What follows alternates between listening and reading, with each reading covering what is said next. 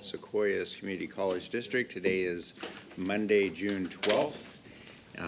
It is 5:02 or 3 or so, and there are no closed session reportable actions to report. If you would stand, please, for the pledge. Honored to lead tonight. We salute. I pledge allegiance to the flag of the United States of America and to the republic for which it stands, one nation, under God, indivisible, with liberty and justice for all.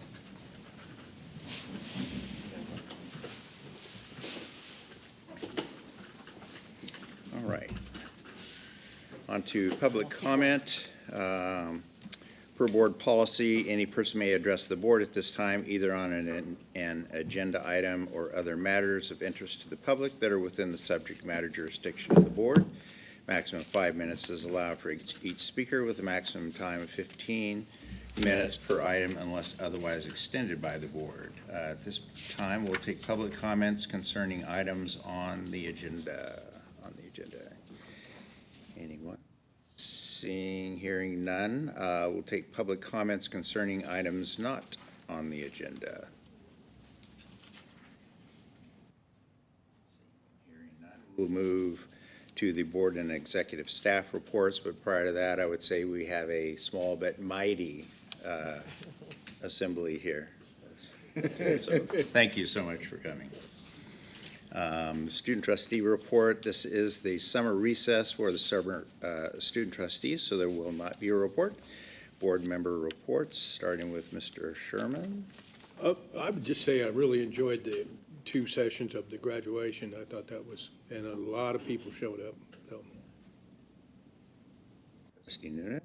Yes, so apologies for not being able to make graduation this year. Sorry to have to miss that.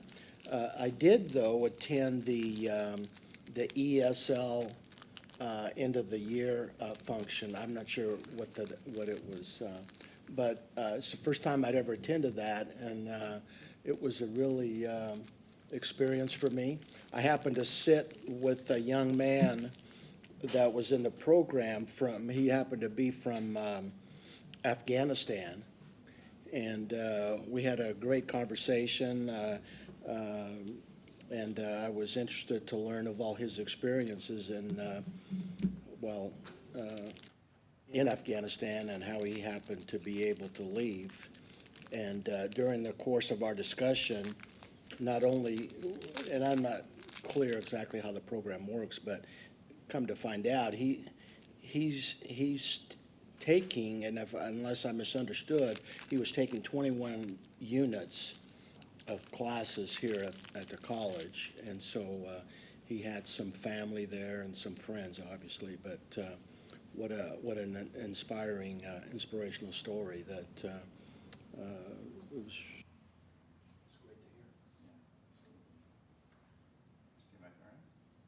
I also, I enjoyed attending our graduations, both graduations. My favorite part of being a trustee, to be able to look in the eyes of the students and feel accomplished, one of many goals in their future that they were able to attain that night. I also attended the Nuestro Futuro celebration. It was a Latino or bilingual celebration for students to be able to participate. They had mariachi music, they had baile folklorico. One of the important things I thought was nice is as the students were coming up to be recognized, they also brought their parents or their support system, and they read off a statement from the student publicly of thanking their parents. So I really enjoyed that. And so what I wanted to do really quickly is just acknowledge the committee that put that together, so I wanted to read their names. Esther Sandoval, James Espinoza, Lucia Vasquez, Juan Vasquez, Ambar Alvarez Soto, Catherine Madrano, Maria Martin, Randy Villegas, and Octavio Barajas. And so I think they did a fabulous job and be able to do the inaugural Nuestro Futuro celebration. I think it was a great turnout, and I hope they continue it.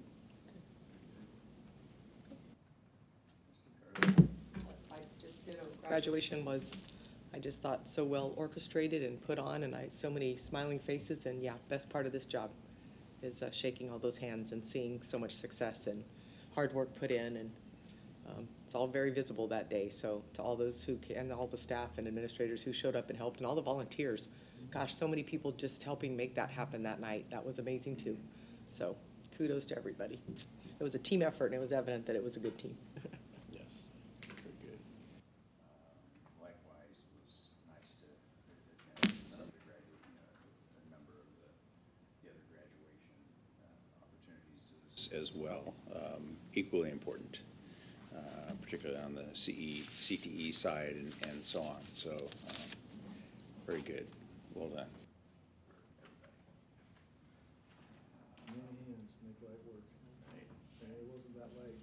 Yeah, there's many ends and many works. Next up, Mr. Foster. Greetings. Hello. Can we get an update as to where you were the weekend of graduation? Oh, No, this is worth it. It's My I apo- saw your wife. my apologies. No. I was, wasn't- Norma and I were at Indianapolis. We were checking a major bucket list item off of our bucket list, going to the Indianapolis 500. And boy, that was a heck of a trip. So You had the full package. Pit crew, dinner with the drivers. Yeah, we got a picture with the driver, kiss the bricks on the racetrack, you know, the whole thing. So if we're gonna do it, we're gonna do, we said we're gonna do it big. Good. That said, we don't need to go again. So we had a great time. Yeah, so I Tim's a apologize for big- missing. Oh, don't apologize. He's a big graduation supporter, but when he talked about this opportunity, I was like, man, you gotta take that. Yeah. We did manage to organize 32 volunteers to be at commencement handing out waters with koozie sleeves that had a COS alumni branded on them and QR codes. T-shirts were a nice touch as well. You like that? You guys gave them The- t-shirts, Yeah, so all the volunteers had alumni ambassador on their shirt, and so we also had essentially trade show booths about alumni.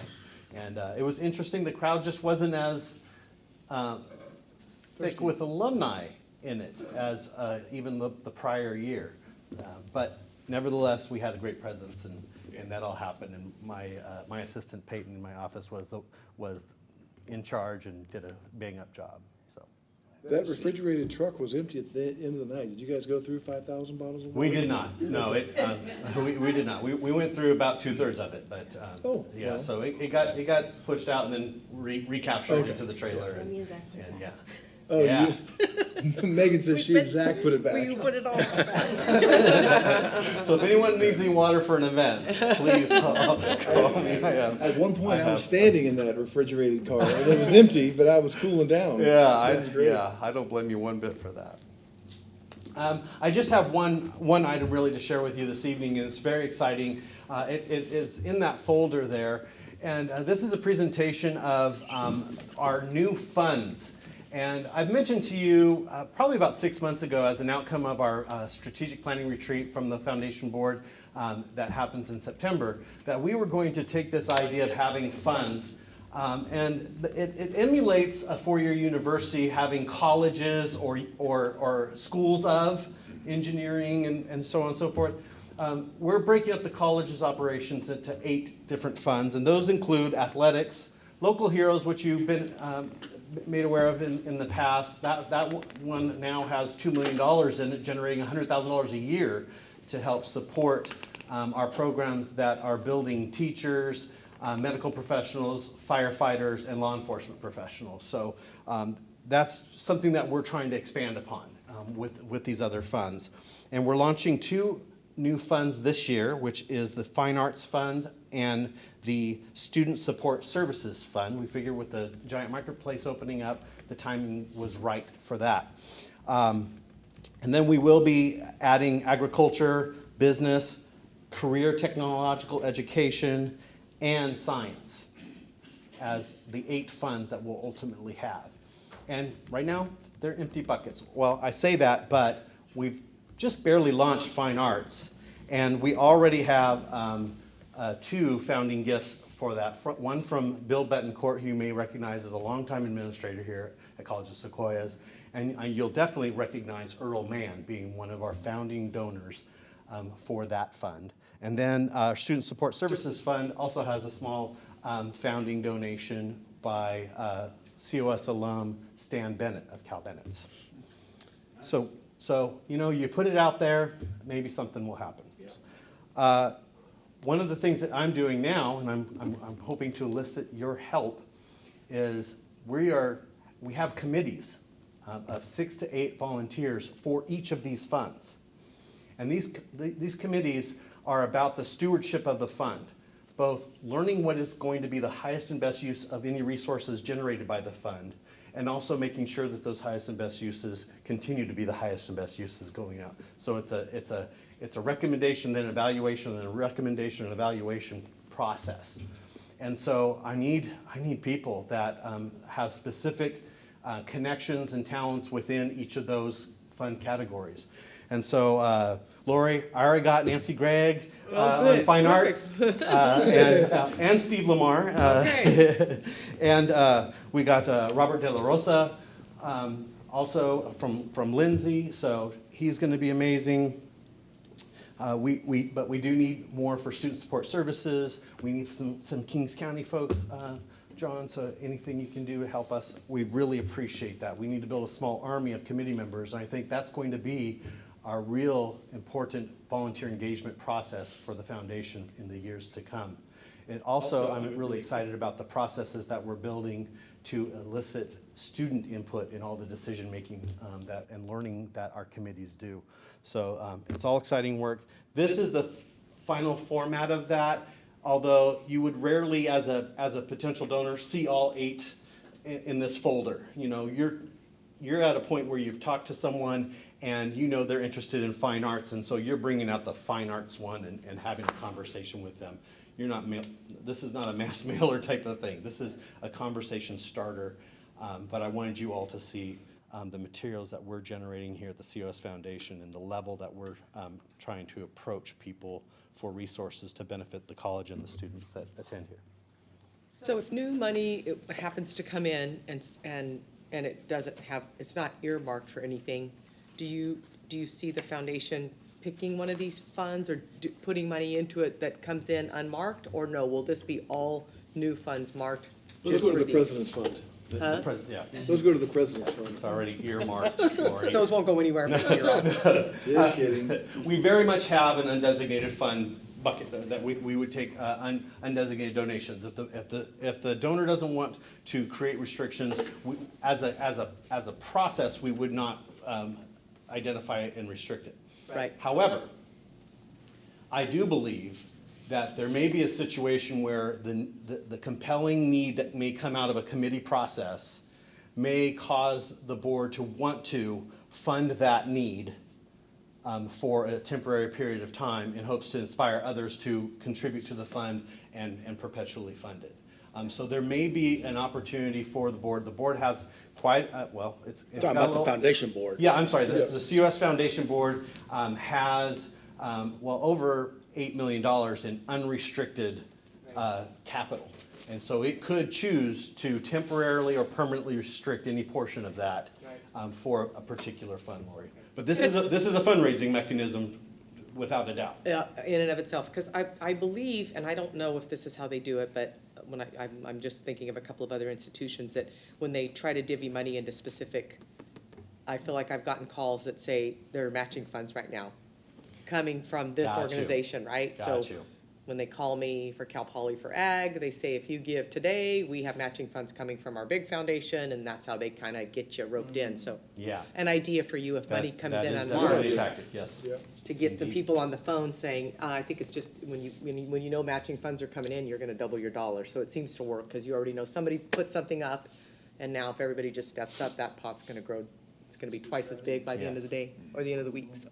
And That's just to be great. clear as well, each one of these has really 2 pots. One is the permanently restricted fund, so those contributions can go in there and never be used and only use the interest. But if someone wants to help that fund and wants to help them now, well, we have the bucket that interest income would go into that we could Right. spit out right away, and you could put it right in there too. So, so it is optional, and that's often a conversation that we have with prospective donors.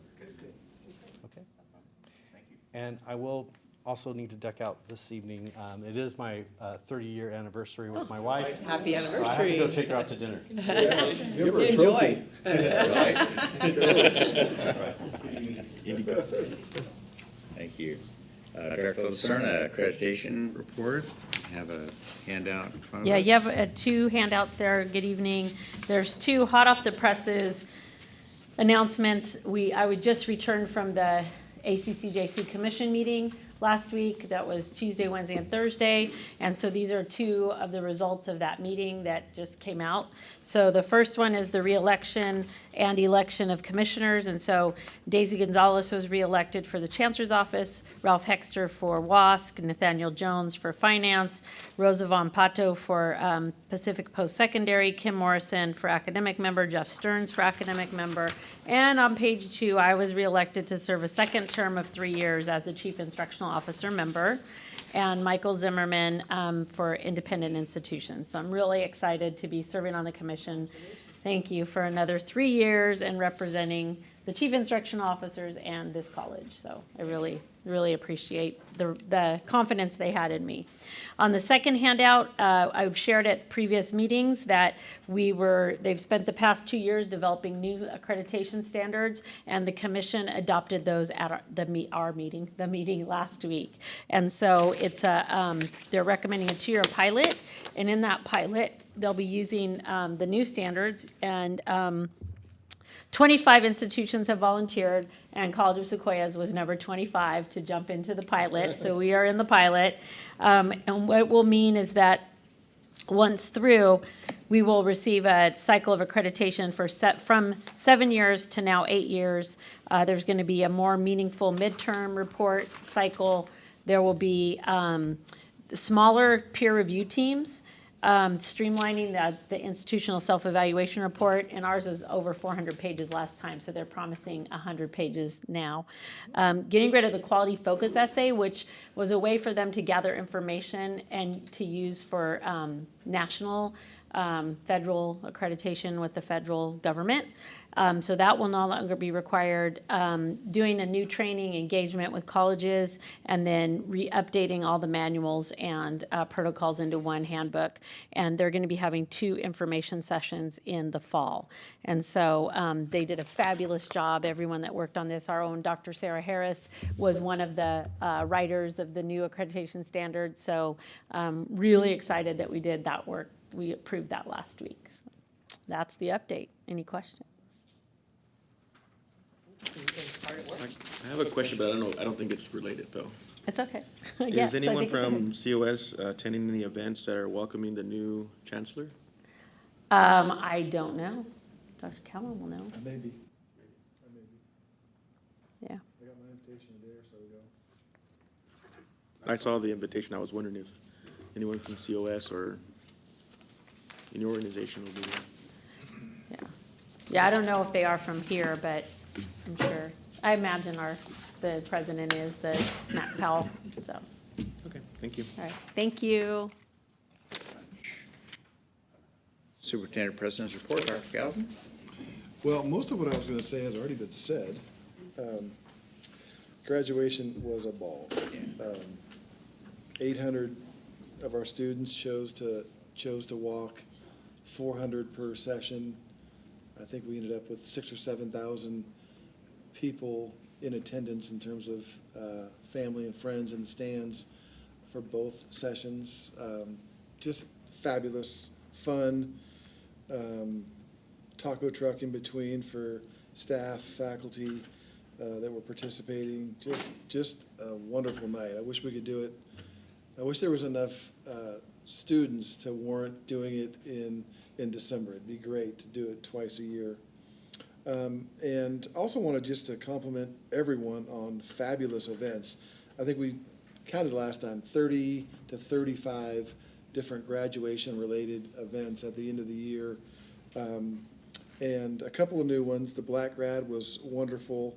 I think I mentioned that last time. And then after our last board meeting in May, we did have the Nuestro Futuro celebration. That was fabulous. Those two events right out of the blocks were fabulous, as if they've been doing it for 10 years. And that whole group was phenomenal. And James Espinosa was a fabulous MC. And our very own Raymond Macareno did a wonderful job with his speech and also facilitating the certificate awards and so forth. So great job, Raymond. It was a heck of a lot of fun.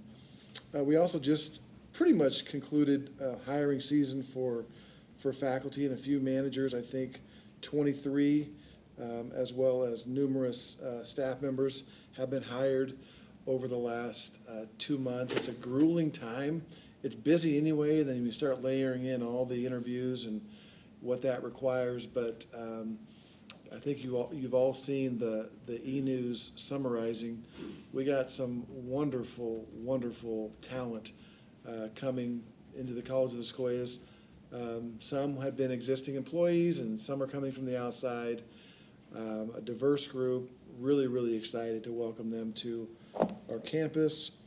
And then finally, I think a few days after our May board meeting, we hosted the Giant Award luncheons, luncheon that Pace does such a great job with setting up and decorating for, and ended up honoring 5 of our own, actually 4 of our own, and then an outsider. But Teo Solis was our classified staff member of the year.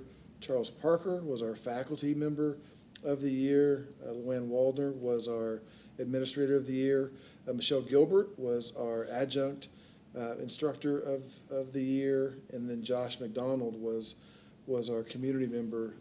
All very, very deserving. But as I said that day, Teo had a great story. You know, the other 4, you tell them and they're just so excited and thankful and grateful and so forth. And then Teo says, well, it's about time. You know, he's been here for, 30 years, 25 years. I love that.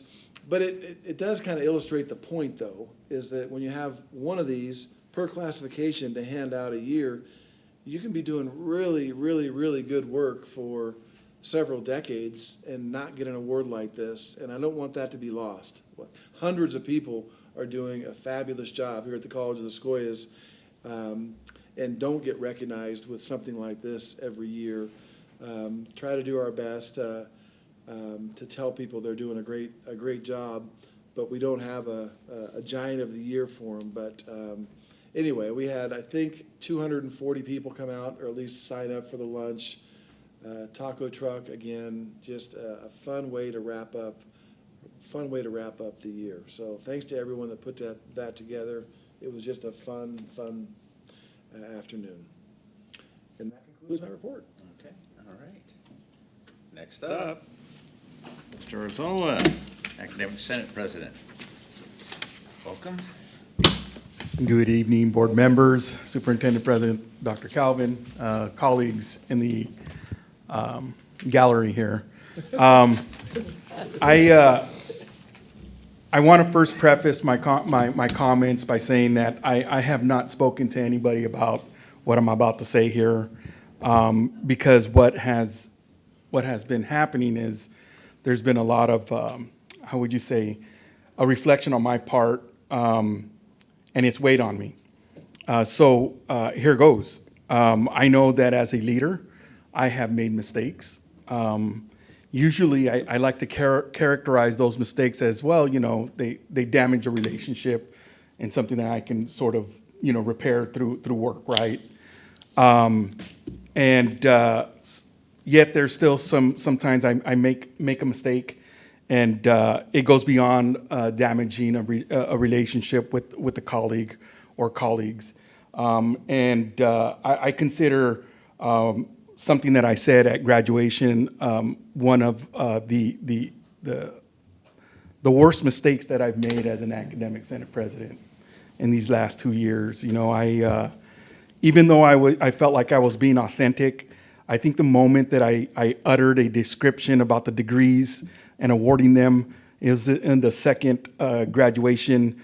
Again, I was being authentic, being myself, but I said something, and since then, it's weighed on me, right? And I feel again, nobody said anything to me about this, right? But I feel like, and I came away at the moment that I uttered it, that I screwed up majorly, and I shouldn't have said what I said. Because I feel like it brought, it has the potential, and if it has, I will apologize even more profusely. But I feel like what I uttered, sort of could have and probably was received by some negatively. And I want to apologize to the board. I want to apologize to Superintendent President Dr. Calvin, the colleagues that are here, the community, my colleagues, and most importantly, the students. I shouldn't have said what I said, even though, again, I was being authentic. It certainly has and probably had the potential to be interpreted by some as negative, and that's not what I wanted. And so I apologize profusely. I come to you as a flawed person. The good thing is you only have one more years of my flaw, okay? Because I'm not doing this again. So I apologize, and I hope I can make amends maybe at the last graduation and not say what I said. You know what you learn the most is from mistakes. That's right. Absolutely. 100%. That's what I convey to students as well. Yep.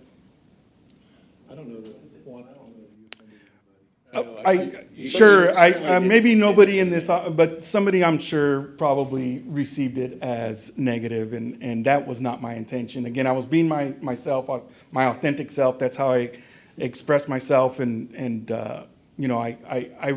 it's weighed on me. Trust you me. I've had sleepless nights since I uttered that adjective, and I felt like it was important for me to come here and let you guys know that it's not something I take lightly.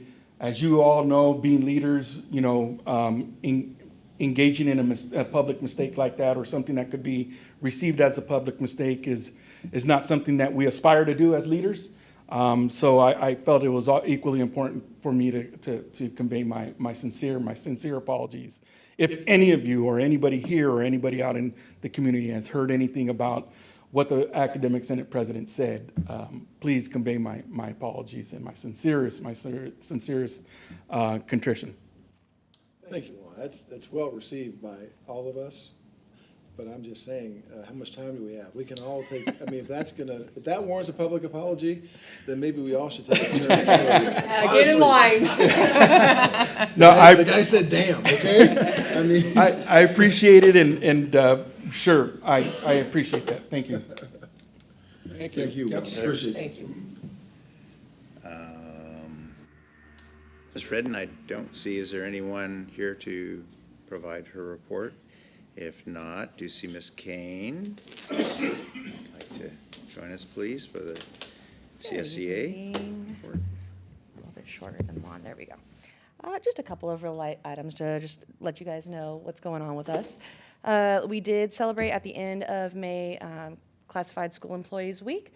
I had mentioned to you guys that we were going to be celebrating that. It was a huge success. We had a rage room out, several dozen classified staff got to go out and smash glass bottles with safety gear. We had certified massage therapists out here, so classified staff were able to take advantage of 25-minute shoulder massages. And then the CSEA Ferry visited all 3 campuses Thursday night, and we had a scavenger hunt there was an item given away on each campus every 30 minutes, so 17 gifts on each campus for a total of 51 prizes that we gave out. It was fun.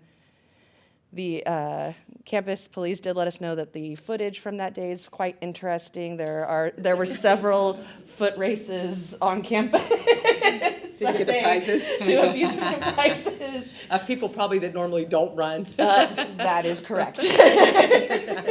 I'm surprised those guys didn't go out ahead of time. Like, they could have seen on video where things were hidden. Well, they don't think they knew what was coming. That's why I gotta keep my secrets. But it was a good time. Everyone felt very appreciated by that.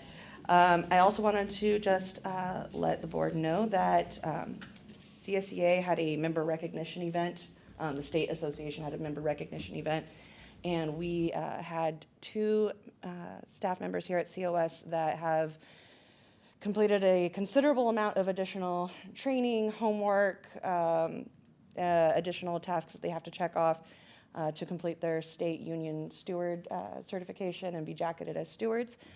They were honored for that this week. That was myself and Osiris De Leon. We completed that training. We're jacketed. And then we also had a staff member that was recognized with an Unsung Hero Award.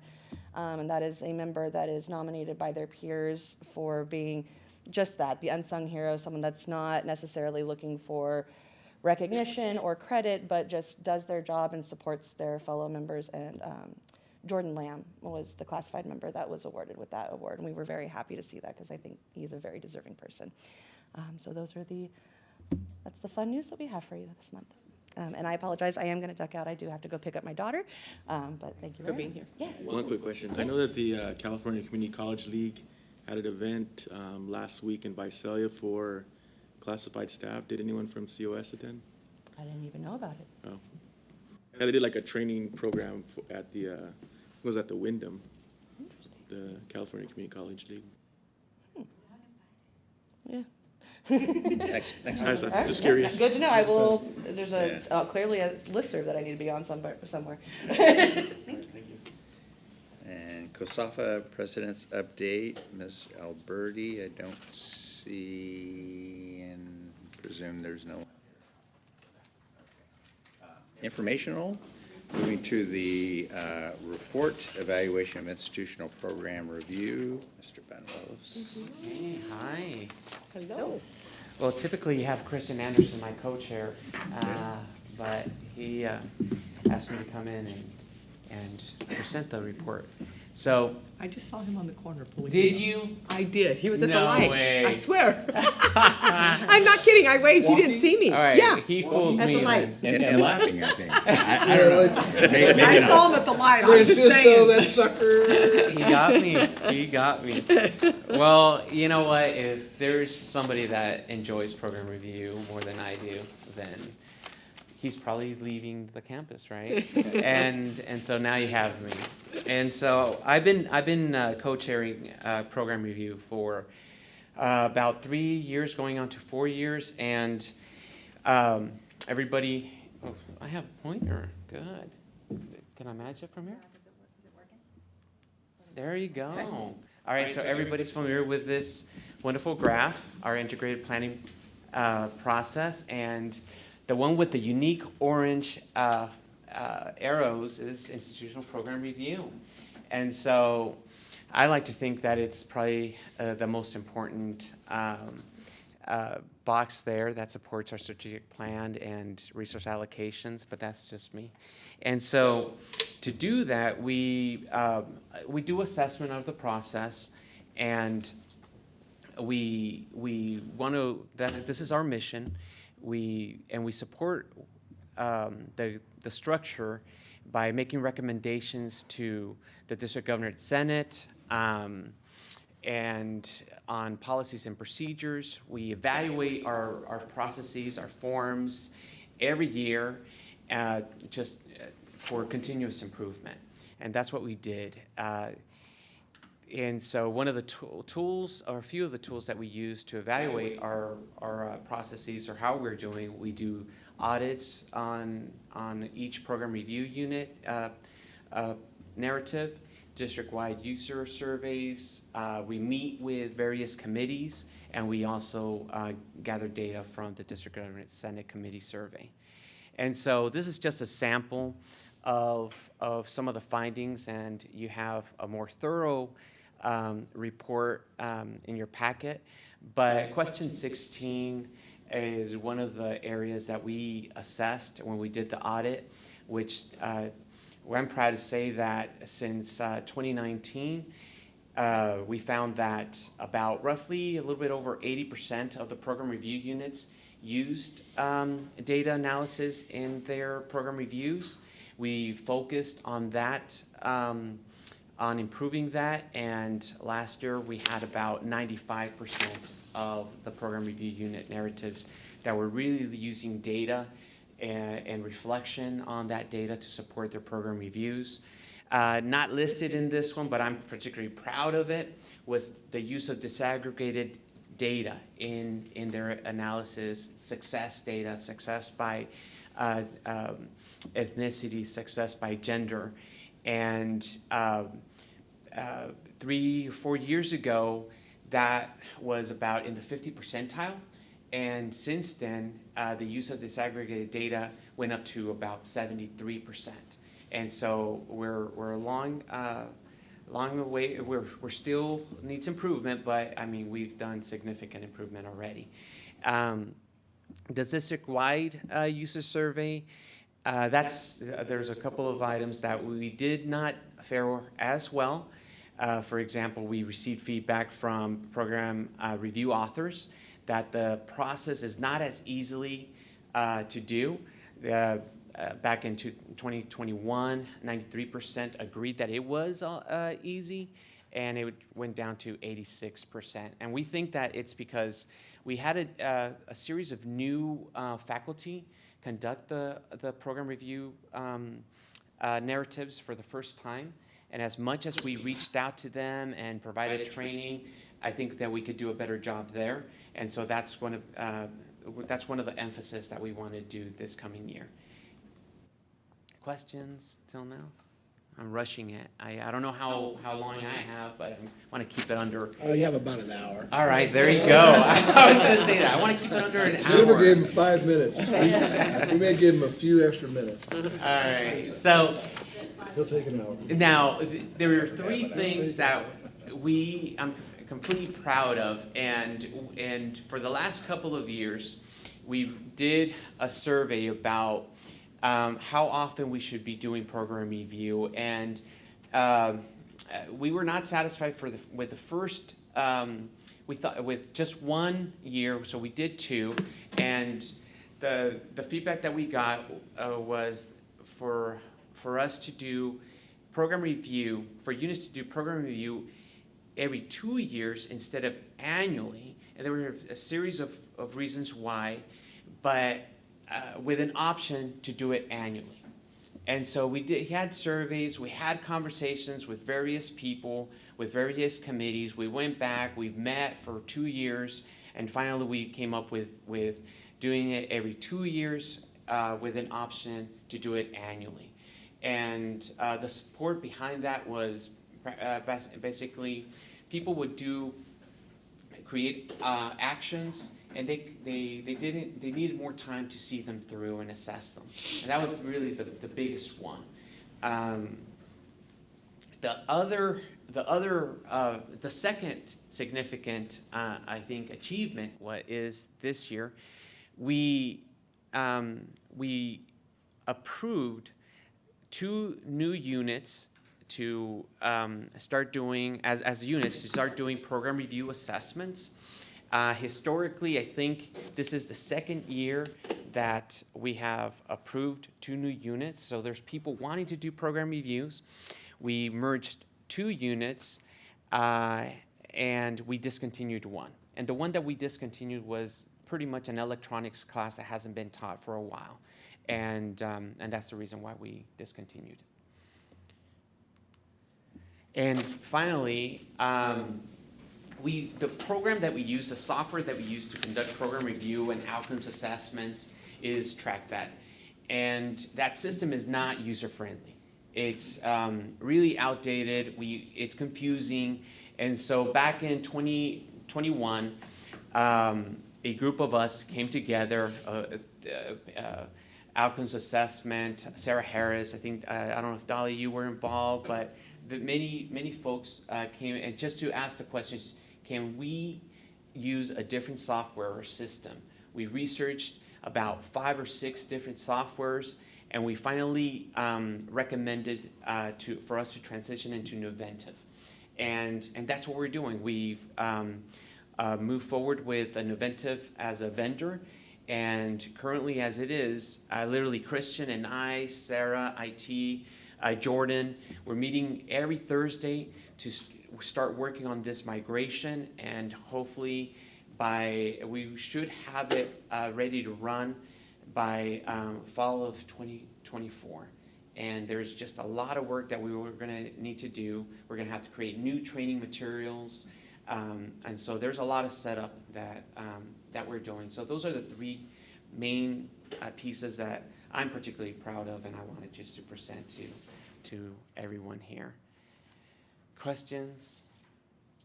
I don't know if this is a dumb question, but in terms of TrackDat and you're switching to a new program, does the TrackDat data, is it able to serve a purpose in terms of history to look back and make comparisons and see the improvements? Or do you have to wait now for the new program to 3 or 4 years before you have good data? Are you going to be able to No. use it in any way, one to the other to compare apples to apples? Yeah, we are going to use the same template, the same series of questions, so we're Okay. going to be able to compare apples to apples. Okay. And so there's going to be historical information that's going to be saved. I think we have PDFs too, right? Yes. We have PDFs of every program review dating back 10 years to when we started using that. So at a minimum, those will be captured and stored somewhere. It's not, the program review data isn't always quite as easy just to go year to year to year. Kind of like budgets, you can Right. see how your revenues changed over a 10-year period, how your expenses changed. A lot of these are a little more qualitative than quantitative, but it'll all be there for the person that wants to kind of pull out and read one program review, then the next year, then the next year. It'll all be there for folks. Yes. I think that the biggest thing is that people in units and departments are having conversations about the data and developing plans to improve. Like it's really fascinating to watch them and then submit their action items that they want to accomplish. I think John, I don't think you would have been there. I've been on here too long now. Ken might have been with me when we did our meeting for accreditation. Do you remember that? We talked about the importance of program review at institutions and making sure it's just not a box everyone checks. And that as board members, we need to make sure that that's being done and it's being used, like you just said, not just as a checkbox, but as something that's really making the program better. Yes. And evaluating how it can improve. Yeah, so it's good. That's good to hear. Thank you. Thank you. The whole thing, and I guess I was struck that there were definite ends, right? Not only do it once a year, or only do once every 2 years, some said 3, but most said 2, and then some said, no, you have to do it for these reasons. They were very valid reasons. So I'm glad that you kind of landed in the middle. But what would be interesting to me, I'm not saying to report back to me, I'm just saying if I were in your shoes, what would be interesting to me is if there's some way to seek out those few in each of those questions that had the negative response, right? And say, okay, I missed some, tell me what you see from your eyes of how we could improve or whatever. Because just marking no doesn't mean anything unless you know the why, I mean, I don't know. Okay. It also seemed like there was kind of that theme in there that there was a new division chair, and maybe they, through either their own other responsibilities or whatever, didn't quite get to it in time, so the whole division felt like, he's sinking, that I'll go help him out kind of a thing. So, I mean, I don't know if there's anything there in terms of seeking out or doing the buddy system or whatever. I mean, you don't need any of my advice. Those are just observations that I saw reading through the. Yeah, no, I appreciate it, and we noted that as well. And so, one of the things is just a concerted effort to reaching out to the folks and trying to connect with them one-on-one and provide them the support. Given the opportunity to do either one or two, right? I presume you have some sort of mechanism to identify those so that everybody within that division knows that this is a year that we're evaluating and it doesn't get sort of pushed off. Absolutely. Yeah, that's one of my fears. And so we do have a setup that we're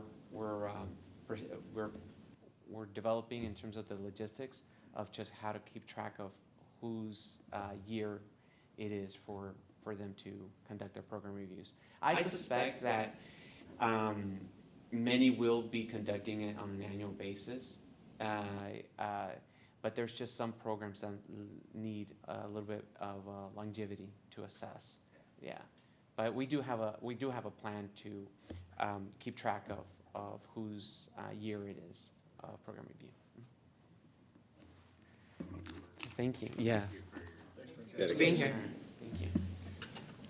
All right, so it's informational. Next up is the consent calendar. We have 4 items on the consent calendar. All those items are considered routine and will be enacted by one motion. An item may be removed from the consent calendar at the request of any member of the Board of Trustee or any person in the audience and considered as a separate agenda item. Those items are minutes of the previous meeting for May 8th, personnel report, payment of bills, and working budget for July 22 to May 23. So any item to be pulled? No, move to approve. Second. Moved by Cardoza, seconded by Trustee Sherman to approve the consent calendar as presented. All those in favor say aye. Aye. Aye. Any opposed, same. Passes unanimously. Next is action item, curriculum. Dr. Lucerna. Hi. And I do want to just go back to Francisco Banuelos, and he truly lives and breathes program review. There's like ongoing jokes at the management retreat last week about, the answer is program We need review. it. Program review. He definitely is our Accountability. cheerleader for program There you go. review, so we appreciate Can we that. find him help for that? Maybe. Maybe. Okay, so we have 2 things in front of you on the curriculum report today, and these have all been approved by the Curriculum Committee and the Academic Senate. And the first one is a new Certificate of Achievement in Infant Toddler Specialization. And the second one is bringing before you our newest rendition of the math placement procedures, which would be effective for summer 2024. So we have to do this like a year in advance to make sure we get everything programmed and all those kinds of things for new students coming in. So based on the newest legislation, which is called AB 1705, it's like phase 2 of AB 705, there are even tighter restrictions on math placement. And so our math faculty and Dean Banuelos have been working really hard this past year to come up with placement guidelines that adhere to the new regulations. So I've given you the first one that you see that's up on the screen is what matches with the new regulations. So in essence, if you look from the top, any student who has in high school enrolled in calculus or they've either enrolled in calculus or passed trig, pre-calc math, or math analysis or math 4 with a minimum grade of C, if they have over a 3.0 GPA or under a GPA, any GPA, they get into Math 65. So that's our calculus course. And then if you look at the second one, if they've taken integrated math 3 or algebra 2 and passed with a C, no matter what their GPA, they will get into our Math 154 course, which is the pre-course for calculus. So it's basically pre-calculus. And then any other students, if they've taken any math, whatever math what they've taken, it doesn't matter. They would go into, if they have a above 3.0 GPA, they can get placed into any of these classes. If it's below 3.0 GPA, then it's a combination with, except for Math 5, it's a combination with a support course. Yes, sir. Clarify, 3.0 overall or in that class? 3.0 GPA overall. Yeah, so the C grade is if you look, and they have to pass with a C, they have to pass the class with a C and then have the GPA over 3.0. Oh, in the any math, it's just overall GPA 3.0. Yeah, sorry, yeah. Any overall GPA 3.0, they can get straight into whichever math, a transfer level math course. All of our courses are transfer level. We have one CTE course that's a CTE math that's pre-transfer level, which we have to really monitor and make sure who's taking that class because we aren't really allowed to offer those anymore. And so just really quickly to compare, if you go to the next page, Megan, I put on the back for you guys. This is what it looked like before. So that was our placement grid before. So our math department's come a really long way to simplify this, make it easy, and ensure that students get into calculus if they need to be in calculus, or pre-calculus if they need to be in pre-calculus. So it's simplified, it's streamlined, and it follows the letter of the law. What, Yes, so like Math 65, what is that one called? calculus, Oh, so, okay, and 154 is pre-calculus. pre, okay. Yeah, and it actually combines Okay. pre-calculus and trigonometry, correct? In It- 154. It combines pre-calc and trigonometry into one course. So In before we 154. Correct. We used to have a pre-calc Yep, and a that's okay. trigonometry, now That's what's throwing 154. me off. And before, you couldn't get into Math 154 at all. You had to take Math 35, which is below any, if you see like the blue below Math 35, you had to take Math 35 to get into Math 154. And so now you can go directly into Math 154, or you can still take the Math 35, then Math 154, then 65. So.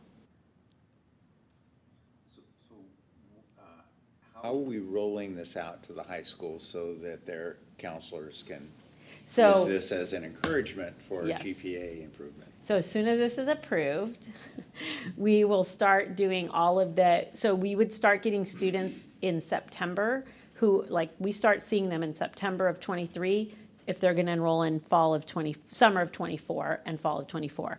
So we will, the first step we're going to do is get this up to Chancellor's office, and then we will start working with IT to get all of our programming done so that students coming in for 2024, starting in fall, we have the right coding.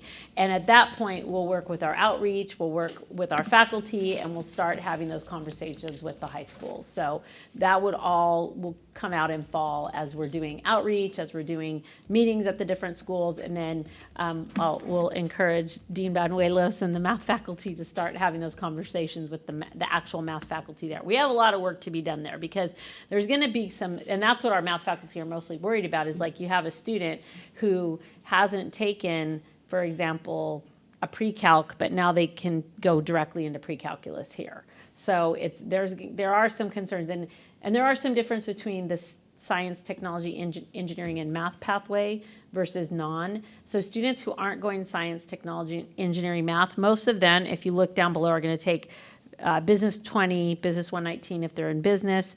We have Math 10, which is for teachers. Math 21 is statistics. The majority of our students will take statistics. Math 5 is like a general liberal studies math. Math 44 is college algebra. And then Math 35 is the pre-calculus. And then SSCI 25 is a social science statistics class. And so most of our students that are non-STEM majors are going to take one of those other ones. It would be the Math 44, 35, 154, and 65 is if you're going into science, technology, engineering, math. So there are a lot of conversations that we do need to be having with the high schools to make sure their students are prepared because they're coming in at a new level now. Correct. Which one of these is the most popular for engineering, and you think, when you make the schedule, which one of these are like more For popular? engineering specifically, if they're coming in without having taken any of these classes, they would start in either Math 44 or 35, and then they would go to Math 154 and then 65. However, if they've taken pre-calculus and passed with a C, they can go right into calculus. But I'm saying, when you schedule, which of these seem to be more popular among high school students? Are they coming in at which one? To make the schedule, are they about split 50-50? Math 21, if they're Math non-STEM. 21. If they're Okay. non-STEM, it's Math 21. That's Okay. the majority of sections we have is Math 21. It's stats, statistics, that's where they're coming. If they're not going into science, technology, engineering, math, they're Yep, taking Math got it. 21. That's the popular GE Yeah. math. We offer probably 40 sections of Math 21. Yep. And then Math 10, probably 4 or 5, Math 5, 2 sections, 3 sections. But Math 21, we have Got numerous it, sections, okay. online, in person, all of Yep, that. got it. So, yeah, Also- sorry, I misunderstood your question, That's Lori, I okay. apologize. Also to John's question, we have that luncheon that we do for all counselors, True. high school counselors in our district, and this always comes up. Yeah. This is one of the things that our folks present, and high school counselors are very in tune with this and the Yeah. changes that have been made. Yeah, thanks for adding that, Brent, absolutely. If I may,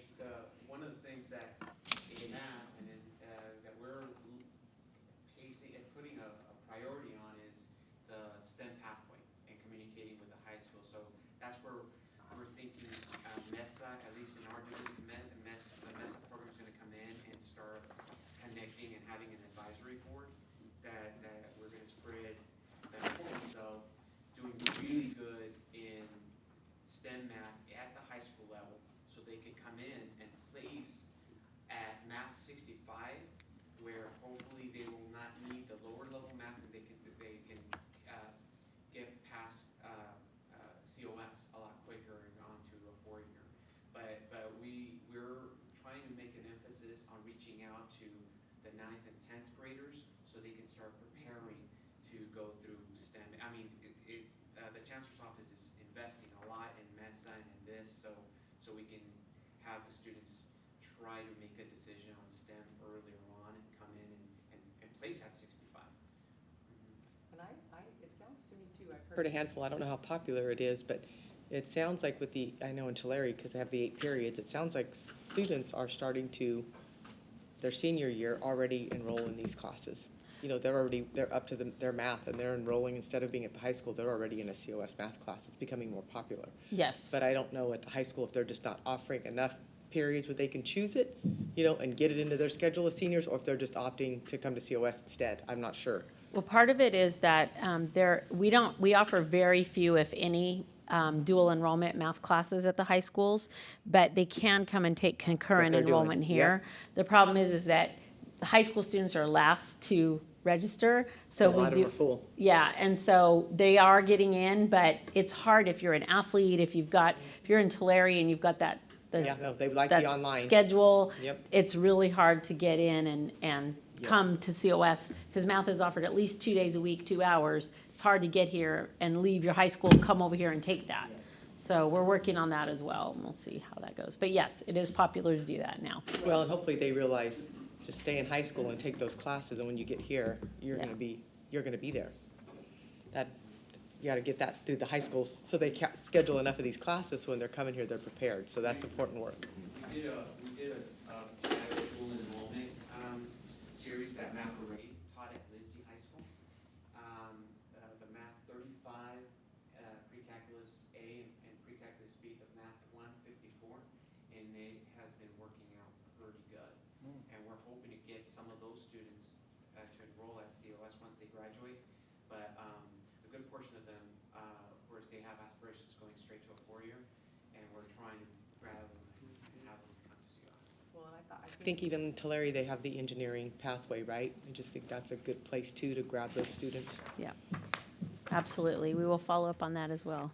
So the recommendation is for the board to approve this new So moved. deal. Second. Moved by trustee Sherman, seconded by trustee Nunes to approve the provided list of courses and programs as part of the district's curriculum. Any discussion? All those in favor say aye. Aye. Any opposed, no. Passed unanimously. Thank you. Next up is board policies. Dr. Kellogg. We've got second read on 6 board policies that you saw last time: 2360 minutes, 2365 recording, 2430 delegation of authority, 2431 superintendent president selection, 2432 superintendent president succession, 2435 evaluation of superintendent president. Seeing it for the second time, there were minimal changes the first time. Happy to answer any questions you might have, or we'll accept the motion for approval. Approve them all in one motion. So moved. Second. By trustee Cardoza, second by trustee Nunes, or trustee Sherman. Sherman. To approve all The board one with the beard. policies as presented. All those in favor? Say aye. Aye. Any opposed? No. Passes unanimously. Sorry, I didn't catch that comment. I'm sure it was snide, so I'll just disregard. I don't know what it was, but Next up is academic calendar. Dr. Lacerna again. Yes, so You have before you the summer 2024 academic calendar that was previously approved by the board in June of '21. We are bringing it forward with some changes. This has been reviewed and approved by the calendar work group, which is comprised of representatives from the Academic Senate, Student Services, and Academic Services, and the 3 bargaining units. We met in April 2023 and made the recommendation to revise the calendar. Since then, it's been to District Governance Senate for approval and is coming to the board for approval. The change on this calendar is that we're pushing summer session 1 to start later on June 6, 2023, and pushing session 3 to start later on July 8th, 2023. And the reason we're doing this is, as I know you've heard, and I'm sure Mr. Perez will be talking about later, something along these lines, were that the emergency, conditions allowances ends. And our new base for enrollment, our new base for funding will be in 2025-26. And so we need to maximize our enrollment for 2024-2025. So these dates, based on all of the regulations from the Chancellor's Office, allows us to move summer either direction that we need it. So by moving these dates, we would be able to use summer 1 and summer 2 and summer 3 in 2024-25 in order to maximize enrollment. So the change is pushing session 1 back to start June 6th and pushing session 3 back to start July 8th so that they don't overlap. Now, Jennifer, I think I heard you say 23, but yet this says 20. Is this for next year? I'm sorry, you right? guys. Is my thing wrong on here? No, I don't think it's Okay. wrong. Sorry, 20. Oh, we met in 23 to revise summer 24. Sorry, I apologize. And it is wrong because it You says. couldn't No, you my couldn't board change cover this summer, sheet. that'd be really hard. My board cover sheet is wrong, and I was reading for that. I apologize. The board cover sheet's wrong because it's starting calendar's later right. on June 6, 2024, and July 8th, 2024. I was Right. reading from the board cover sheet instead of the calendar, and I apologize for the error. It is 2024, June 24 and August 24, July 24. And it's right on the screen. It Yeah, just gives, yeah. it just Yeah. gives us the Just this option. is wrong. um, To push and- some days into, If we choose to, we Yep. may not. Our enrollment has snapped back as well as anyone in the state. If we wanted to just play things straight up right now, we could report funding for the current year, the one we're just ending. We could report enrollment basically at or maybe even a little bit above pre-pandemic levels. Because we're being held harmless, along with everybody in the state, for this current year, it does behoove us this year to push some of our summer into the 23-24 year, because we won't have those same guarantees next year. And as Dr. Lacerna mentioned, the following year, 24-25, whatever we do that year will become our base. So if we push some from this year into 23-24, and then we have the flexibility to push some of that overflow into 24-25, maximize that, but not so much that we can't get the same or more in 25-26. We're not going to try to get some crazy 2024-25 number, because we want to be able to continue to reach that and have a kind of a slow progression, because once you set your floor, it's great having that minimum level, but if you can't reach it in subsequent years, you'll get your floor, but they won't give you the COLA. And that's where you start getting a little bit behind. So there's about 8-10 different things to consider here. And this just gives us a little bit of flexibility, but I wouldn't be surprised if when next summer rolls around, we didn't even need to do this. But we wanted to have the flexibility just in case. Okay, I move we approve the summer 24 calendar. I'll second. Trustee Sherman, second by Trustee Nunes to accept the calendar as presented. All those in favor say aye. Aye. Aye. Any opposed, no. Thank Passes you. unanimously. Sorry Thank for the you. confusion. Dr. Calvin, COS turf naming proposal. Okay, well, first of all, everybody needs to raise their right hand, or at least their pinky. I would like to keep this a secret. Well, good luck with that. But even though it's in our, Well, he's not gonna be reading it on his own. Very few people would. This has been out for a month now, and he hasn't found out yet, even though we've taken it through committees and so forth. And if he finds out, I called him last night and asked him. Hey, can we censor trustee Nunes right now? But the stadium is going to be Sequoia's stadium, but we really would like to honor Coach Al Branco, who was faculty here for several decades. Started as a football coach, ended as an athletic director, and while being a football coach and/or the athletic director, he also coached several other sports, which you'll see there. And since then, he's been just a fabulous supporter of COS as a whole. He's in the Hall of Fame, continues to help fundraise and so forth. So we'd like to rename the field, or name the field, I guess, Al Branco Field in his honor, and unveil that either at our first home game, a ceremony that morning before the first game, or something thereabouts. We just think it'd be a fitting way to honor him for everything he's done. And to do that, there was a BP on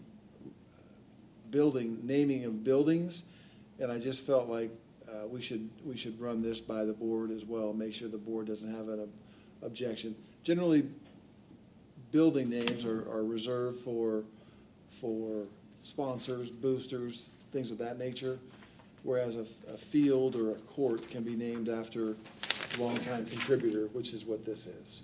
Well, he's certainly a fundraiser too. You know, he sits on that golf committee and came up with the alumni, and I think that's $4,000 or $5,000 a year every year for that. So I would say he's definitely a fundraiser too.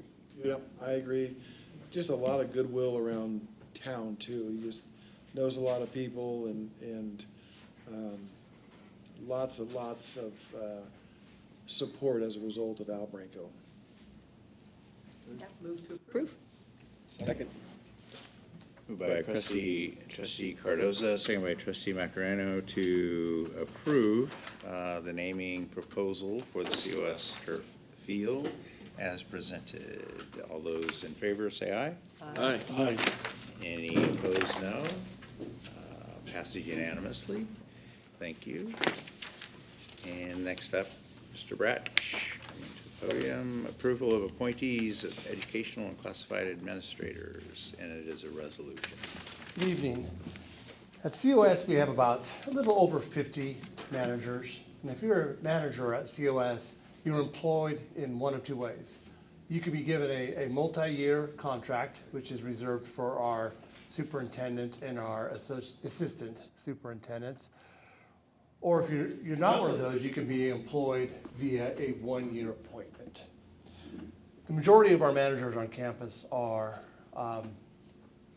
therefore going to be employed via a one-year appointment. And this is the time of year where the board formally approves the appointment of all of our managers who are not the superintendent or assistant superintendents.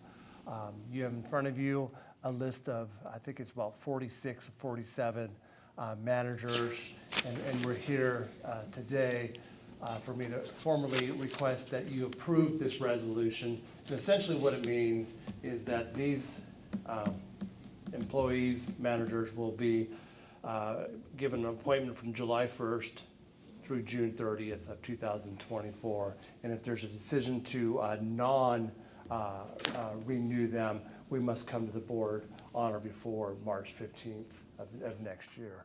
So at this time, I would ask that the board approve Resolution 2023-03. John, do you know off the top of your head, of the 46 listed here, are any of these new? We have one sitting over there in the corner. Yes. You're about to meet her. I'm sorry, I just. Okay. Yay. You know, just off the top of my head, I mean, new, not within the past month, I don't think. But as managers are hired, and they, for instance, if we have a manager who's hired in August of this year, we would, on the personnel report, on the consent calendar, you would appoint them Right. silently by approval of the consent calendar. But here's our kind of our formal recognition of our managers and how they're employed. All right, so with that, I would move for approval of Resolution 2023-03. Second. By trustee Nunes and seconded by trustee Sherman to approve the resolution 2023-03. Megan, it's roll call, right? Trustee Nunes? Aye. Trustee Sherman? Aye. Trustee Cardoza? Aye. Trustee Macareno? Aye. Trustee Lang? Aye. Unanimous. Thank you, John. I guess it's too late to pull Dolly's name off of that list, huh? Dolly. Snuck by one more year, Dolly. Well, not mine? You don't want my contract? Yeah. Mr. Perez, approval of transfer of one-time funds. Great. Good evening, Board. Before I get to agenda item number 11, I wanted to take this opportunity to introduce a new manager that was just approved on number 10. As you know, Linda McCauley is retiring June 30th. We did an extensive search trying to find her replacement. And as you know, Linda McCauley is known as the Little General.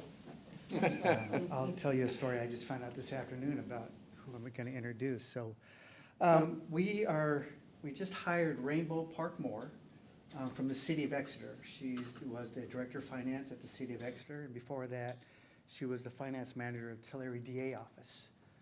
She also was an English instructor back in the day, so she really hit it off from our faculty members on our hiring committee. So with that, it's a pleasure to have her. She has a great sense of humor. And before I have her say a couple words, what we learned on our walk today is we saw Linda and Karen Pauls talking to Rainbow, and they were talking about how to pronounce her first name, which I didn't even attempt because I'll butcher it. Rainbow? Yeah. The other one. The other one. The real one that you said. okay. The long one.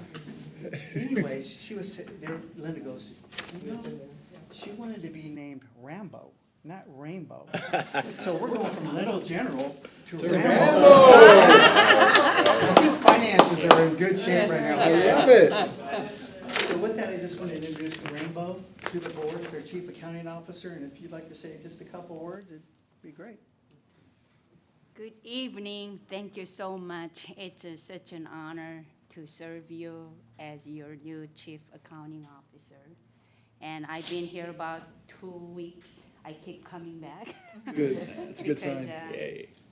it's been overwhelmingly positive. The experience has been, you guys really have a great organization here. So I'm really excited to serve you with my talent. Excited to have you. Welcome, Rambo. And I was sitting over there, they said, you don't get yelled. Yeah. If you sit over there, but John said that you get yelled at regardless. Rainbow, can you tell us a little bit about yourself, where you grew up? And Oh, I was born and raised in Korea, South Korea. And that's where I actually wanted to be an English teacher all my life. And I had a teaching credential. I taught English for 6 years, and I loved it. But I came here, and apparently teaching here is a whole new ball game.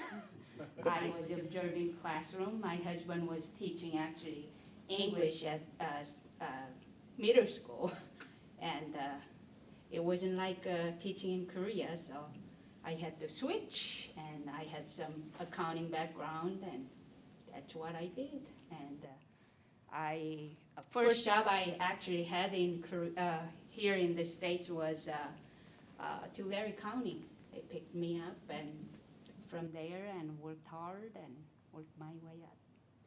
and I'm excited for this opportunity, and I plan to retire here. Love to hear that. Welcome. Thank you. Congratulations. Welcome, Rainbow.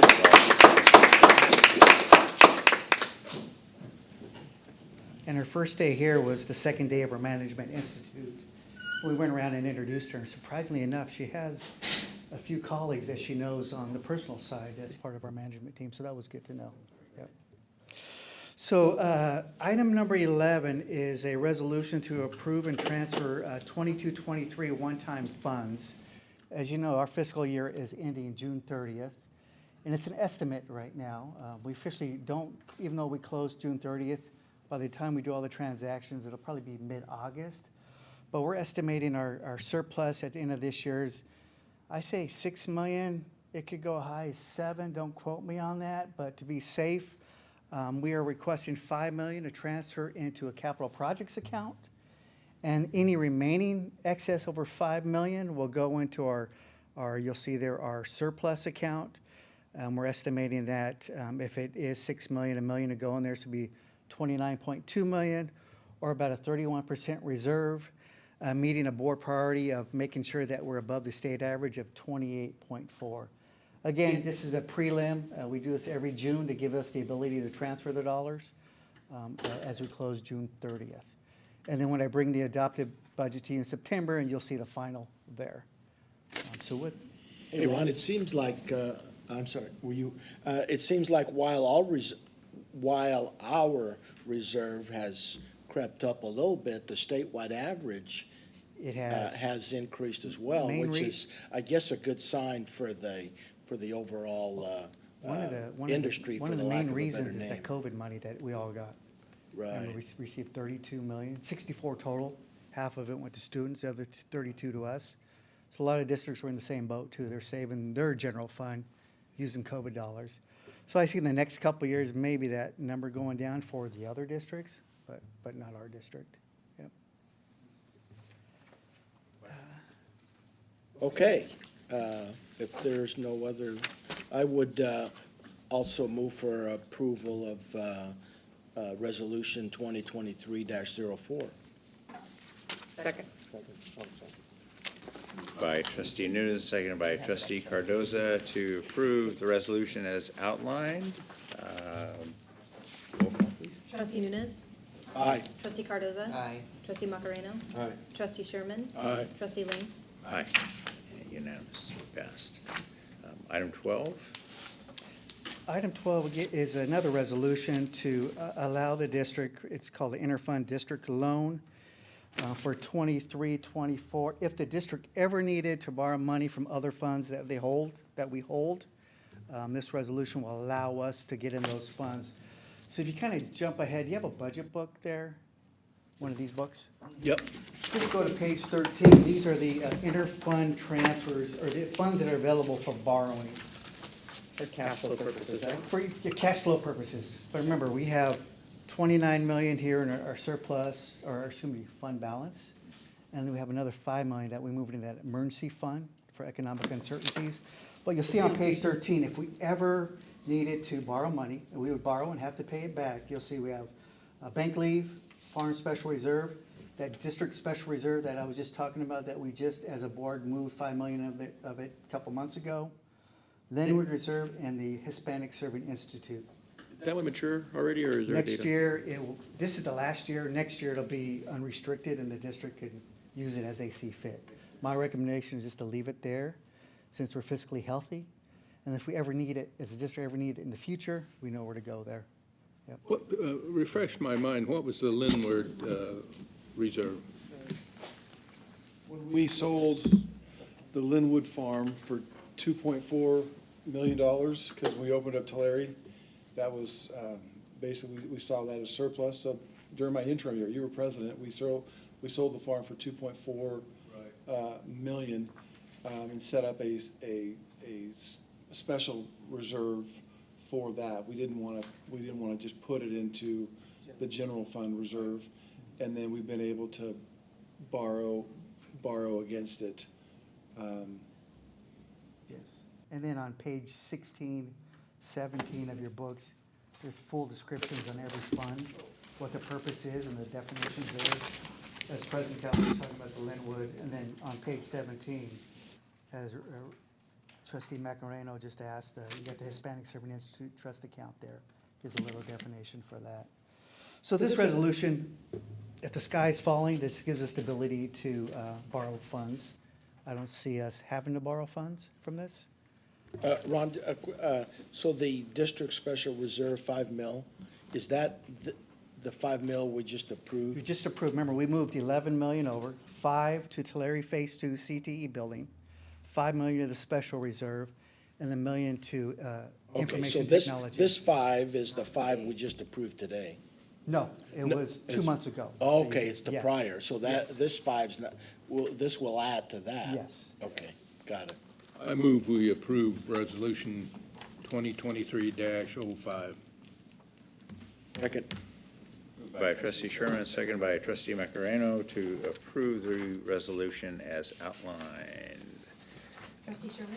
Aye. Trustee Macarena? Aye. Trustee Cardoza? Trustee Nunes? Aye. Trustee Lane? Aye. Unanimously passed. Item 13 is also a roll call vote. Yes, this is another resolution titled Education Protection Account. This is part of our state apportionment.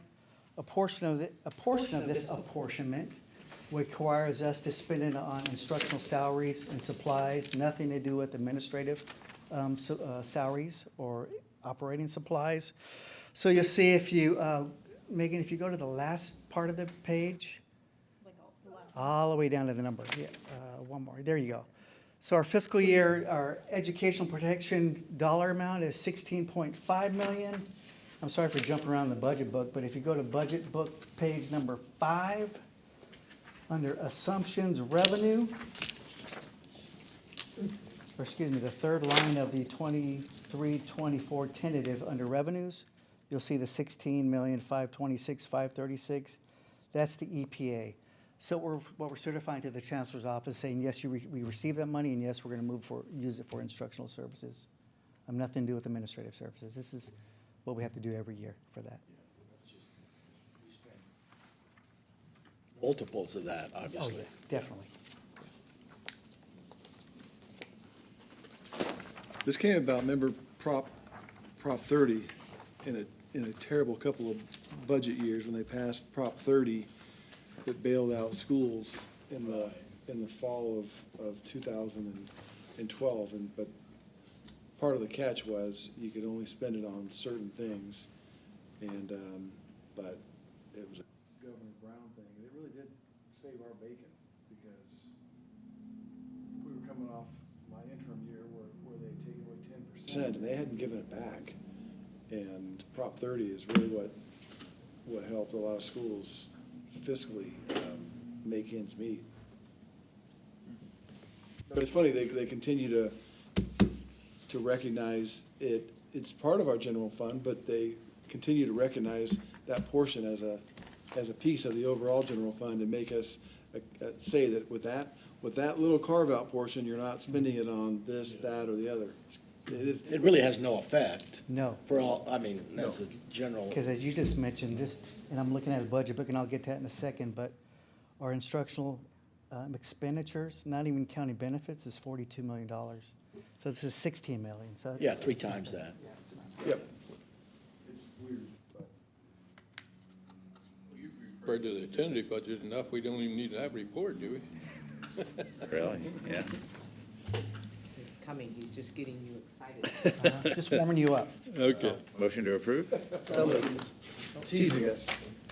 Raymond and I keep doing, Raymond, you can have that one. Raymond, you gotta be quicker, Raymond got man. it. Motion to adopt resolution 2023-04 approving the attached list of expenditures for the monies received from the education protection account for the 2023-2024 fiscal year. Second. Moved by trustee Macareno and seconded by trustee Cardoza. Should I repeat that statement? Probably not. What he said. Yeah, but he said. Megan, please. Trustee Macarena? Aye. Trustee Cardoza? Aye. Trustee Nunes? Aye. Trustee Sherman? Aye. Trustee Lane? Aye. Unanimously passed. Can we see Raymond and Lori on like Family Feud game. That's right. Well, as of right now, Lori Lori's would have definitely it. winning, but Resolutions for signatures but Raymond's gonna on get all the bank, answers right. district bank accounts. Yes, Mr. Perez. item number 14, resolution 2023-07.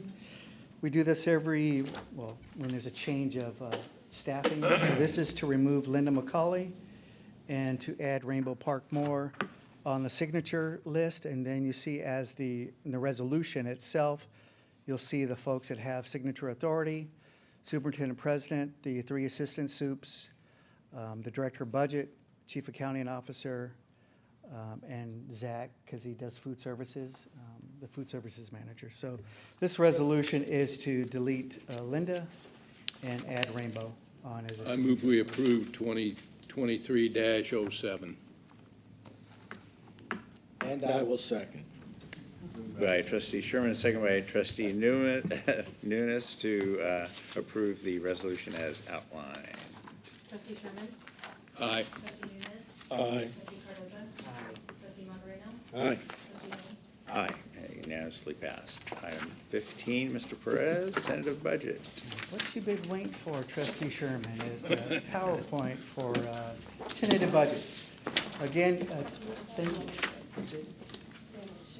oh, perfect, I'll do that. So tentative budget for the 23-24 year, again, it starts July 1st, ends June 30th. The governor came out with his May revised, May 15th. He is to constitutionally, California Constitution, sign the budget into law June 15th, which is this Thursday. So again, here's some deadline dates. We'll take tentative, we'll start spending, basically what tentative, when you approve it, it just allows us to start spending money July 1st. Again, we'll take the final adopted to you in September for board adoption. This is it, circled where we're at in the timeline process. Even though he signs it in, hopefully on Thursday, there are some tweaks. We'll have a meeting in August, have some little more adjustments if there are. We'll use that to fine tune our budget and we'll take to you in September. What he talked about, again, you've heard it. And before I go on further, just for the record, the board finance subcommittee did meet on this. Trustee Lane and Trustee Cardozo, myself, and the president met on this last week, and we went over the budget with them. Again, he talked about resiliency, uncertainty. The deficit did grow from 22.5 billion to 31.5. A lot of it had to do with the stock market, debt ceiling at the time, also the deadline date from filing your taxes, those that were impacted by the floods, and we're one of those counties. It went from April to October. So again, a lot of uncertainty in the air, but it did go up from 22.5 to 31.5. I think when Greg files his tax return in October, that deficit will come back down. For us, again, the road of the future, what you heard Jennifer and Brent talk about was the second bullet, is our emergency conditions ends this year. In 24-25, what we earn will become our 25-26 base, but we'll no longer get cumulative COLA. So it is to the best interest of the district to maximize its FTS in 24-25, but not too much where we can't attain that level anymore. We don't want to fall into stability. This is the impact for California community colleges. COLA at this point in time is 8.22%. As you know, this is the last year of our bargaining agreements with our unions. Funded COLA 8.22. One of the agreements was 1% on top of funded COLA. So we have in our salary increase 9.22 for all employees. Growth 0.5%, even though it's funded, we're still trying to get, all districts are trying to get back to the pre-pandemic number. So that's just a carrot out there. I don't think anybody's getting that. And then COLAs for categoricals, mostly they're student services like EOPS, Triple SP, things like that nature. Usually Jessica handles that. They all get COLA. One of the big kickers this year is, remember, this year ends in 2 weeks. The governor has some projects he wants to fund next fiscal year. So what did he do? Deferred maintenance. We received about $9 million of deferred maintenance July of last year that was supposed to last us to June of 30th. He's pulling back $4 million from us. Then the second bullet, COVID-19 Recovery Block Grant, we received $6 million, and he's pulling back $3 million of that. Luckily enough, we haven't spent the money. We do have the money. We didn't spend all of it. But it's not just us. No, it's not just us. It's System all wide. districts. So for the districts that have spent theirs, they're in trouble. So the district has spent Oh, theirs. he can do that. That almost seems They're like in you couldn't- trouble. Sounds illegal to me. We're hoping there's plenty of advocacy at the state level, Chancellor's Office, LAO, CCLC, the CEOs, that are saying you can't do this, because what about the districts that have entered into contracts, have spent their money, how are they gonna pay it back? So those are the two big ones. We're waiting for Thursday to see what happens. Luckily for us as a district, That, he did it because of the he wants to fund a different increased deficit? No, he wanted to fund different programs next year, i.e. is the middle one, student retention rates and enrollment. And he has some other ones that he wants to fund. So he pulled back this year to fund next year. But you do that May 15th, most of the districts have entered into contracts. Luckily for us, we haven't entered into all of our contracts. So we do have that money to give back if we have to give it back. Our budget assumptions, and again, that's on page 5 of your budget book under revenues. And we're showing revenues of $137.7 million. Again, this is not only general fund, but it's also our restricted programs. They're categoricals there. We are stability protected, emergency conditions allowance, so we're getting prior year student-centered funding formula, or SCIF, plus COLA. We threw a deficit factor in there just in case there's a deficit. Again, if there is not a deficit that materializes at the end of the fiscal year, that money will come to us. Expenditure about $127.4 million. So our estimated surplus, what we have not budgeted, but it's a surplus for next year, 23-24, is $10.2 million at this point in time. Things may change as he signs the budget and we have the August, I'll just call it a true-up. And then this is what we're looking at for our 3 buckets. Again, student-centered funding formula is our access, equity, and success.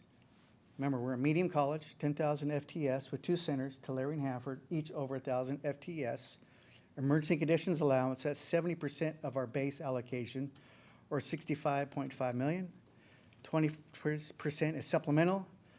Those are who we offer services to, our Pell Grant recipients, the old BOG waiver, California Promise Grant, AB 540 students, and that's all prior year FTES.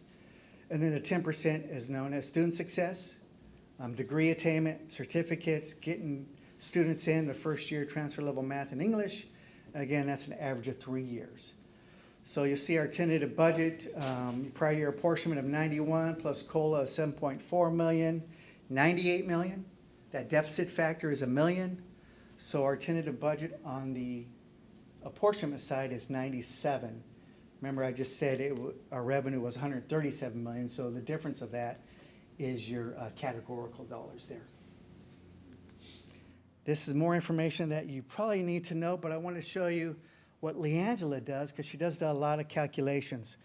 So you'll see I've highlighted total comp revenue, TCR, with the first arrow. You'll see hold harmless. You'll see prior year COLA there, and you guys have those handouts, right? 'Cause Yep. my little old eyes can't see that. So you see total comp for 22-23 is 91 million. We were hold harmless at 72. We exceed that, so we're going to get 91 million this year. Next year, what happens is they take your prior year COLA times your prior year, TCR plus your COLA. So we're getting 98.4 million, which is, that pointer don't work, but 98.4 million. And then you see the circle, 98.4 less the deficit. So we're at 97.43. Next year, we'll be at a little over 98 if the COLA is at 3.5. So this is the calculation that she does. There's 3 buckets there. The top part is our allocation. The second part is who we offer services to. And the third portion is our success metrics there. So again, more that you probably all want to know, but that's just the calculations that she does that we do there. Ron, when you say next year for the 97,676, is that 24, 25? Yeah, so 24, 25, if you notice the 95.3 million in the second column, Yeah, see, they'll take that number, times it by the 3.5% COLA to the arrow, see the arrow, it says 98.69, that's what we'll get. okay. We'll get the larger of total comp revenue of the 97, or the whole harmless of 81, or the 98. We'll get the larger of the three. So we'll get the 98 next year. Follow me there? Yeah, okay. And then our assumptions for 23-24, again, prior year apportionment, COLA, zero growth, our deficit factor, our expenditures, salary increase of 9.22, the increases for health and welfare, those that did go up a step and column, they have that in there, stirs and purs 2 years out. And our base budget augmentations, that was a little over $1 million this year. And then 24-25, pretty much the same as revenue. COLA has gone down from 8.22 to 3.5. Deficit stays the same.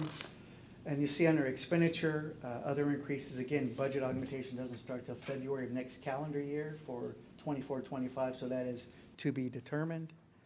And then when we get to the multi-year projection, this year plus one, you'll see 23-24, our surplus is at 10.2. You'll see the percentages there.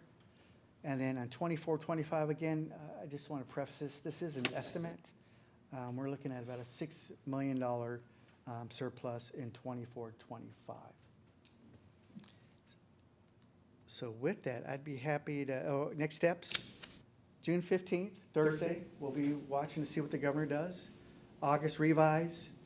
September, I'll come back to you to say, this is our final recap for 22-23. Did we exceed that 5 million mark that you just approved to move into capital projects? And then our 23-24 final adopted budget for your Have to approval. pay back the $9 million. How does that affect the numbers? It doesn't, because that's a categorical, and we have those money, we have the money in the bank set aside in a different fund. So if we have to pay it back, that's not part of the general fund there. Or 3.5 for 24-25, that's an estimate, or is that? It's an estimate from School Services of California. They're estimating it as 3.5 right now. Mhm. So with that, I'd be happy to answer any questions you all may have. Questions? And a motion Looks good. to, Ron, I'm sorry. go ahead, please. So you've covered the book in essence by going through. Yes, yes. There, you know what, since you mentioned that, Trustee Nunes, let me go over just couple pages. Sure. Just do my due diligence. So if you go to page 18, and we're gonna cover object code expenditures. I'll just go over that with you. So anything you see on the accounts 1000 series, that's instructional expenditures. So you see it starts with instructor salaries. You see the total for 23-24 is 42.3 million. Anything that starts in the 2000 series is classified. On page 19, you'll see the total of that is 30.48 million. Then you'll see the next item, anything with the 3,000, those are employee benefits. And again, if you go to page 21, a recap of employee benefits is 28.5. 4,000 series is our supplies, 3.7 million on page 21. And then object code 5,000, our operating expenditures are on page 21 and 22 and 23. If you look down at 23, halfway through, for 23-24, our total is 12.5 million. Anything in 6,000 is capital equipment, computers, tablets, laptops such as that, library books, textbooks. You'll see it's 4.8 million. Anything in the 7,000 series is transfers in and out of the general fund. Then anything you see in the 8,000 accounts, that's revenue coming in. So if I skip to the last page, you'll see the revenue coming in for 23-24 is 137 million.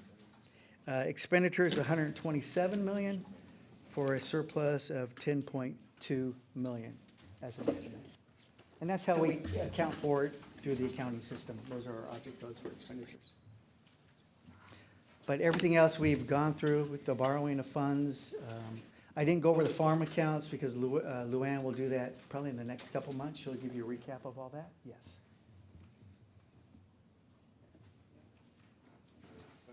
comments? That's good. I move we approve the tentative budget. Second. I'm gonna give that one to Raymond. We need our buzzer. Ty goes to the new guy. gonna be saying Moved the by same trustee time all the Sherman, time. second by trustee Macareno to approve the 2023-24 tentative budget. All those in favor, say aye. Aye. Any opposed, no. Passes unanimously. Good job, Ron. And Superintendent President Calvin has a word for us. One final thing, I'd just like to put this on my record. I got some rough news over the weekend. Our board members are aware, but Judy Zumwalt, wife of longtime board member John Zumwalt, passed away on June 7th, last Wednesday. She was a dear friend to the college and obviously this board. If John was here, he would say that for the 2 decades plus that he served as a board member, most of those as board president, she was a very capable sounding board, if you will, and came to most meetings, sat quietly in the back row and took it all in. Her health hasn't been great for the last 10 years or so, but she had a fall and broke her hip, had surgery to replace that, which went well, but upon arriving at the physical therapy assistance home, went into cardiac arrest, and despite in his words, the very capable attempts to bring her back, they failed. So thoughts and prayers are with John Zumwalt, and I was just hoping to get a moment of silence for our friend Judy. So if you join me.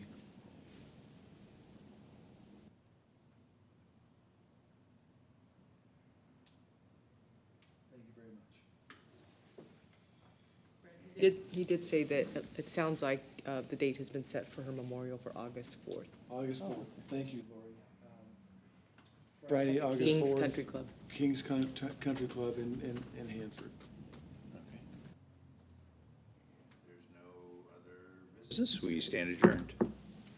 Thank you. We'll see how the Nuggets are doing.